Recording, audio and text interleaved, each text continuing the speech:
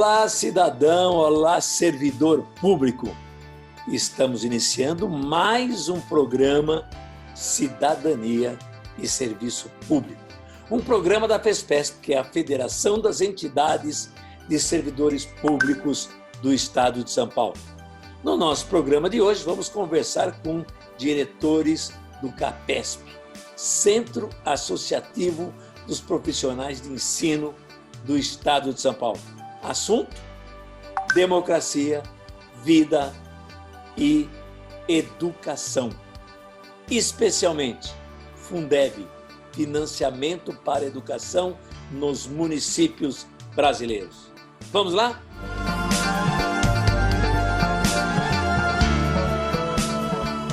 Estamos aqui com o pessoal do CAPESP, Centro Associativo dos Profissionais de Ensino do Estado de São Paulo. É isso, Guilherme? Guilherme é o presidente do CAPESP, não é isso? E estamos aqui também com o Cláudio e com o Volney. Bem, nós estamos, neste momento, várias entidades importantes, OAB, CNBB, várias centrais sindicais, um movimento grande. Começou com 70 entidades e hoje já está em mais de 150 entidades. É uma campanha Brasil pela democracia, Brasil pela vida. Claro que nós começamos essa campanha em razão do que vem acontecendo pelo Brasil, em razão da nossa preocupação com democracia e com a vida. E a pergunta que eu faço, para ser respondida pelos três: a importância da democracia para a nossa vida. Guilherme, começa. Falar em democracia, né, a gente conversando já em outros momentos sobre isso, Gozi, a gente falava que quando a gente tem uma crise do tamanho que nós temos na educação, a gente está diretamente relacionado com a falta de democracia. Um país que está indo para o quarto ministro da educação em 1 ano e meio, né, é um sinal claro que ele não tem, é um governo que não tem a menor preocupação com a educação. Um país onde nós não temos um ministro da saúde e convivemos com uma pandemia que já ceifou a vida de 65 mil brasileiros. Então, isso as inúmeros atos, as inúmeras ações de desrespeito à democracia demonstram que a sociedade tem que se posicionar, né? Tem que se posicionar em defesa da democracia, tem que se posicionar em defesa da vida e tem que dizer muito claro que esse governo não pode continuar fazendo o que está fazendo. Esse governo não pode continuar dessa forma, as coisas devem mudar rapidamente para que a gente possa voltar a viver dentro de um regime de normalidade, dentro de uma república com um mínimo de normalidade entre as instituições. E, da parte da educação, que se tenha a educação como prioridade, né? A gente estava conversando em off aqui, nós temos um problema, que é a questão do Fundeb, né, uma discussão do Fundeb para 2021, nós estamos entrando no segundo semestre de 2020 e o Congresso e o governo não se metem, não atuam no sentido de definir a questão do Fundeb. Então, é uma ação importante, mas que eu entendo que deve culminar com um grande... mostrando claramente que esse governo tem que ser mudado, né? Ele não pode continuar dessa forma. Nós vamos falar do Fundeb especificamente nesse programa. Mas eu queria antes, Cláudio, eu outro dia até coloquei que uma vida plena é uma vida com democracia. Faz parte de ter uma vida plena vivermos democracia. O que você acha? Eu tenho uma história de luta muito grande desde a década de 70, de meados da década de 70. Participei de vários movimentos populares, inclusive pela vida, né? O primeiro movimento que eu me engajei na década de 70 foi contra a inflação, né? Foi contra a carestia. Eu participei muito tempo, fui militante bastante tempo desse grupo. Participei do movimento pelas diretas do Brasil, pela democracia. Não aceitava a opressão, combati muito, fiz muito. E hoje a nossa democracia ainda é muito frágil, né? Mesmo depois da Constituição de 88, ela evoluiu muito pouco a nossa democracia, apenas ela ampliou a participação dos cidadãos em algumas coisas, né? Por exemplo, nos conselhos políticos de partidos políticos, nos conselhos de empresas estatais. Houve abertura para uma discussão sobre todos os focos da sociedade, mas não se aprimorou essa participação dos conselhos populares em determinados setores. Outro dia eu ouvi você falando, Góes, né, na sua última apresentação, sobre o Poder Judiciário. O Poder Judiciário, por exemplo, não tem democracia nenhuma representativa, absolutamente nada. No Poder Executivo, na década de 80, né, nós tentamos implantar em algumas empresas os conselhos deliberativos em algumas empresas públicas. Eu fui um dos autores dessa questão. Corri muito atrás disso, inclusive eu trabalhava na Comgás no fim da década de 80, me voltei contra o governo federal e estadual, na época o Mário Covas e o Fernando Henrique, em relação às privatizações. Os conselhos se rebelaram na época. Tivemos alguns avanços, mas isso ficou no passado, né? Por exemplo, mesmo quando a gente fala em democracia, nós precisamos de democracias representativas em todos os setores da sociedade.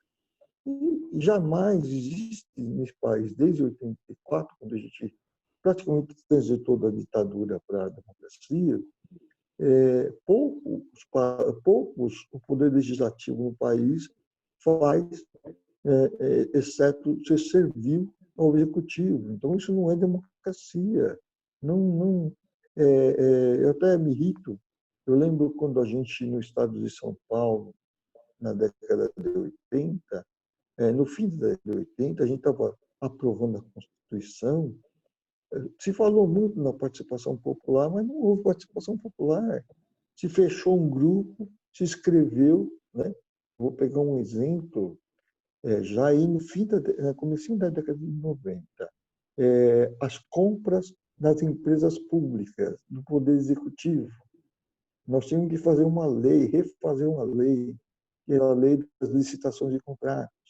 Gente, discutimos durante 2 anos isso, 2 anos, e o resultado foi péssimo, porque a população não comprou a briga, né?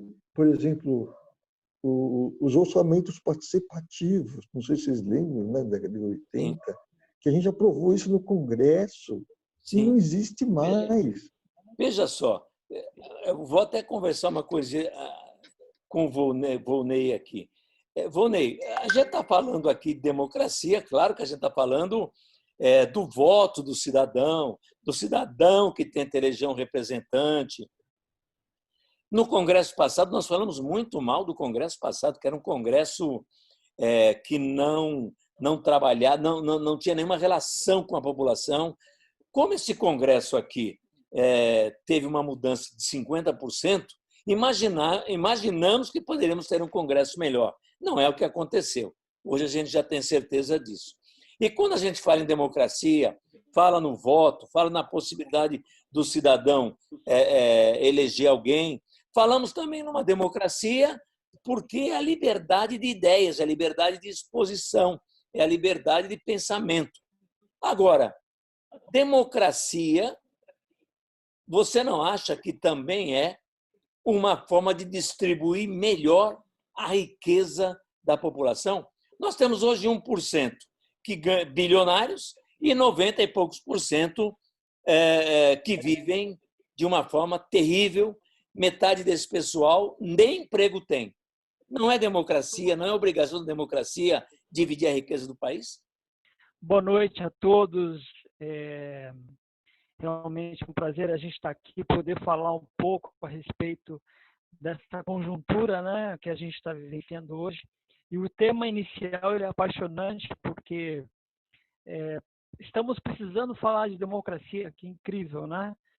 pleno século XXI, onde já pensávamos, né, que o perigo da falta de liberdade, da falta de espaços, né, onde a gente pudesse se manifestar, já era uma coisa do passado. Infelizmente, a gente está tendo que voltar a essa discussão.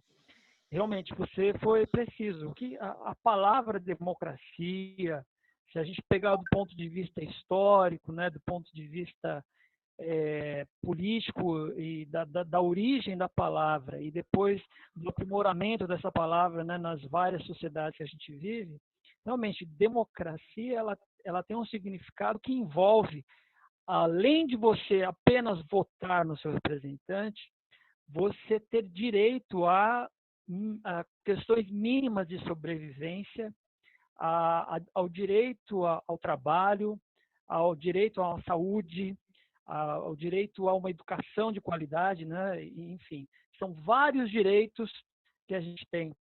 E eu vou aprofundar um pouquinho mais, Góes, assim, que eu acho que o termo, hoje, a gente fala muito de democracia representativa, que é a questão de você ir votar. E em minha opinião, eu acredito que hoje a gente tem que discutir uma coisa que acredito que é o centro do próximo período, que é a democracia participativa. Como você bem falou, o nosso Congresso ele está se mostrando extremamente insensível, digamos assim, para as questões da população mais carente. Então, mas como a gente votou e como então nós vamos fazer com que este Congresso mude? É através da participação, né? Através de movimentos que façam com que o Congresso perceba que a população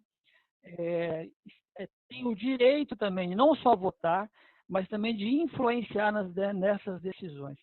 Então, eu quero introduzir aqui uma discussão que eu acho que é interessante, do papel mesmo de nós, né, como lideranças do movimento do funcionalismo público, dos professores, da saúde, da educação, de incrementar a discussão dessa democracia, que ela tem que deixar de ser apenas uma democracia de representação e passar a ser uma democracia de participação, onde a população ela tenha realmente um papel central, né, e os trabalhadores nesse sentido, e a população mais carente, como você está falando.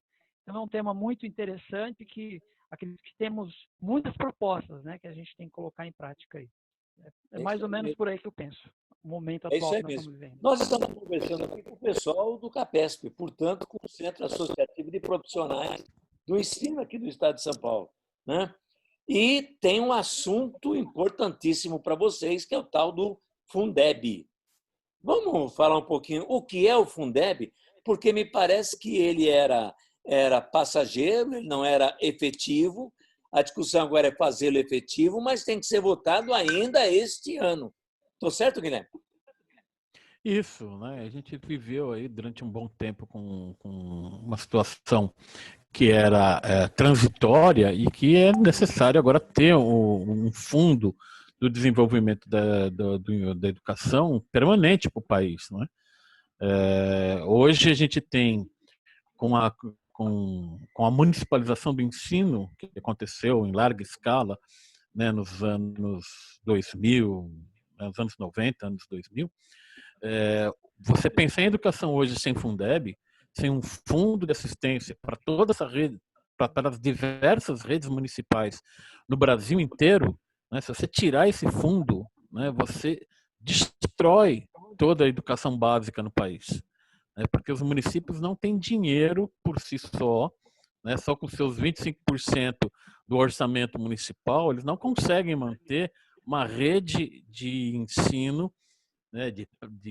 creche até o 9º ano, eles não conseguem manter. Então precisa ter um apoio, precisa ter um aporte financeiro para isso.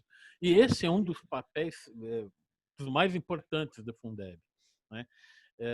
Eu acho que para a gente começar a conversa tem por aí. Tem outros assuntos também, outros subtemas importantes também dentro da Fundeb. Mas eu acho que para a população entender o ponto mais importante, eu acho que é esse, é como você financia como é que você consegue manter o funcionamento da escola, da creche, da pré-escola, do ensino fundamental 1, do ensino fundamental 2, como é que você consegue manter isso em cada município do país, em cada município do estado de São Paulo, né? Eu acho que aí até o Volney aí, que também trabalha em rede municipal, acho que tem condições de aprofundar mais o assunto. O Claudião também, que tem um contato grande também lá com o pessoal do Peruíbe. Mas eu acho que esse é seria um pontapé para a gente conversar. E olha como as coisas estão ligadas, porque se há um lugar onde a gente tem que ter a certeza de iniciar uma discussão de democracia e vida, é exatamente na escola. Volney. E as escolas, Volney, as escolas estão no município. Então, o município precisa de verba, porque é lá que mora o aluno, tá certo? Perfeito. E a escola, em muitos locais da cidade, ela é o único órgão, digamos assim, de atuação do governo, né? Onde a população vê a escola como uma referência da existência, né, do governo ali. É onde ela vai pegar informações a respeito de campanha de vacinação, é onde ela vai ter informações a respeito de melhorias, né, que tá acontecendo no seu entorno ali. Então, a escola ela tem um papel hoje, em muitos lugares do Brasil, central na questão democrática, na questão da qualidade também, né, de vida. Se a gente for perguntar aí para todos os líderes partidários, para todos os prefeitos, se educação é prioridade, todos vão falar é prioridade. Mas a questão é não só ficar no discurso, né, mas ir na prática mesmo. Para você realmente sair do discurso, o básico é investimento. A gente tem que ter investimento. O Brasil, ele historicamente é um país que investe muito pouco em educação, que investe muito pouco em pesquisa. Então, nós temos ainda uma grande parcela dos nossos jovens que não tem acesso a uma educação de qualidade. Então, é uma luta que a gente tem que travar e que está associado diretamente à questão da democracia mesmo. Quando o aluno ele tem acesso a uma educação de qualidade, tudo melhora, né? Tudo é uma consequência que vai fazendo com que ele tenha acesso a uma vida mais digna, a condições de trabalho, enfim, é uma sequência. Então, tem que deixar de ser apenas um discurso e tem que ser efetivamente na prática, né, construir essa educação de qualidade. Quantos jovens, né, a gente não vê aí que estão hoje à mercê de situações complicadas de vida em função da falta de uma educação de qualidade. Cláudio, dado o colocado, a gente pode dizer que a escola é o centro da comunidade, né? Sim, com certeza. Tanto é que o Fundeb ele é dirigido para os municípios e para as escolas, com verba carimbada para se usar em merenda escolar, em material escolar e salários de quem trabalha na educação. Hoje, praticamente em todos os municípios do país, o que se usa do Fundeb são 78% a 80% para pagar os profissionais da educação, seja ele professor, diretor, supervisor, e principalmente manter merenda escolar, transporte escolar e material. Essa é a tônica do Fundeb. Só que, de uns 10 anos para cá, o que aconteceu com o Fundeb? Que era um outro nome, era Fundef, o nome junto, e se tornou Fundeb, ou seja, não se trata mais o aluno de escola pública que ia dos 6 aos 14 anos. Com a implantação do Fundeb, se trata de 6 anos a 17 anos e 3 meses. Tá? Então, o que aconteceu? Os municípios ficaram extremamente dependentes do Fundeb, porque a maioria dos municípios, pela lei federal, né, pela Constituição, cada estado e cada município tem que reservar 25% da receita dirigida à educação. Mas com o aparecimento do Fundeb, a maioria dos municípios não coloca os 25%. tem município aplicando apenas 15%, 20%. E aí foi, pela questão da democracia, se criaram os conselhos de educação, que servem para fiscalizar o uso das verbas, né? Inclusive do Fundeb. O que aconteceu? Só que o Fundeb foi aprovado para ficar algum tempo apenas na educação, que teria vencimento agora, no século XXI, no ano de 2020. Né? Só que a discussão que tem sido feita para o novo Fundeb, né, tem se discutido algumas coisas muito esdrúxulas, né? Assim, que eu, particularmente, sou um crítico assim, muito grande com relação ao uso do Fundeb para pagar salário de aposentado. Por quê? O que aconteceu? Em São Paulo, é usado essa coisa de pegar o dinheiro do Fundeb, que era do Estado, para investir na educação, para pagar salário de aposentado. Eu até mudei minha versão um pouco e estou apoiando a iniciativa para se incluir no Fundeb o pagamento do professor aposentado. Por quê? Porque as verbas que tem hoje para educação e para aposentadorias, elas estão no limite. O que é limite? Os governos estão usando de algumas, vamos dizer assim, de algumas práticas que a gente chama de pedalada, usando o dinheiro e sem prestar conta, tá certo? Por exemplo, o Fundeb, a gente tem uma fiscalização muito forte, mas o governo do Estado já conseguiu, o governo do Estado de São Paulo conseguiu burlar isso. Ele pega 2, 3 bilhões por ano para pagar aposentado. Eu acho justo. Mas agora a gente tem que colocar no Fundeb, na lei nova, que vai se usar X% para pagar professor aposentado. Tá bom? O Claudião falou da questão do Claudião e o Volney falaram da questão da aplicação do dinheiro nos municípios, né, do limite, do teto, perdão, do limite mínimo de 25% na educação. A gente tem que lembrar que existe um movimento para desoneração de orçamento, para cortar isso. Né? Isso é um movimento feito por esse governo, né, dentro de uma prática de destruição do serviço público. Quando você cortar isso, você vai destruir a educação pública nesse país. Né?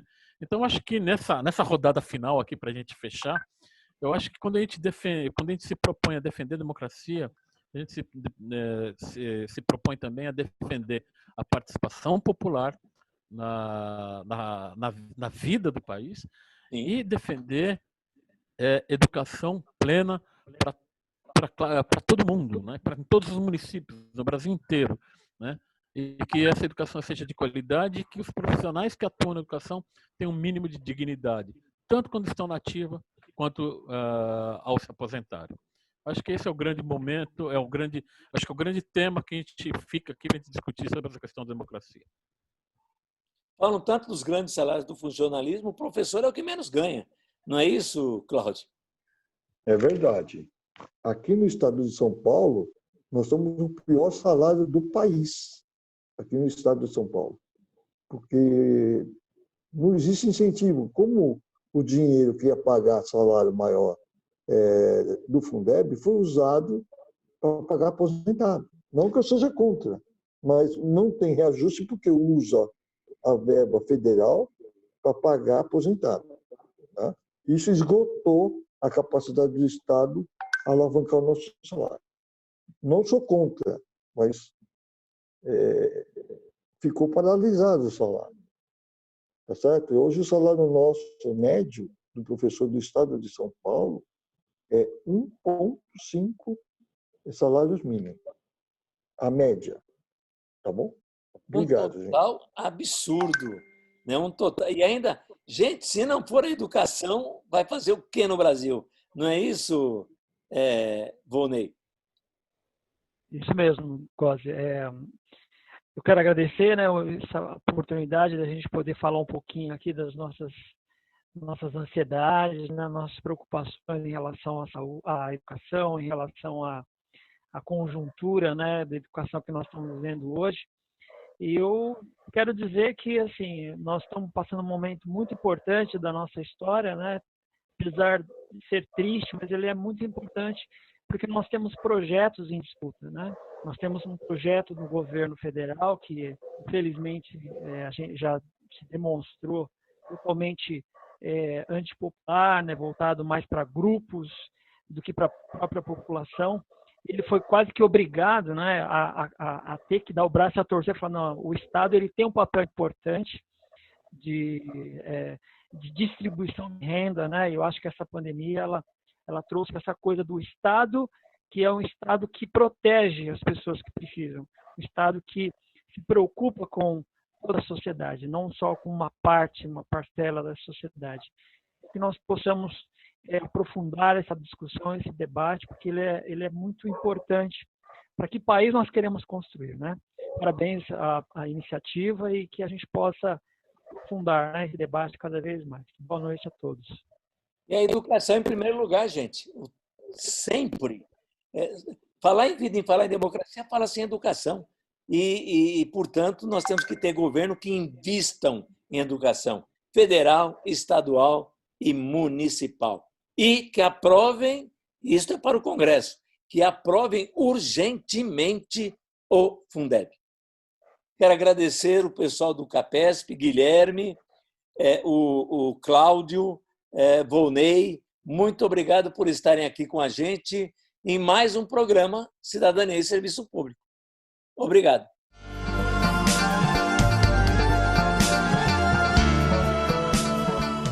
Chegamos ao fim de mais um programa que vem discutir com você, cidadão, com você, servidor público, cidadania e serviço público. Um programa da FESPESP, que é a Federação das Entidades de Servidores Públicos do Estado de São Paulo, e que está aqui com você todo domingo com importantes assuntos sobre cidadania e serviço público. Até o nosso próximo programa.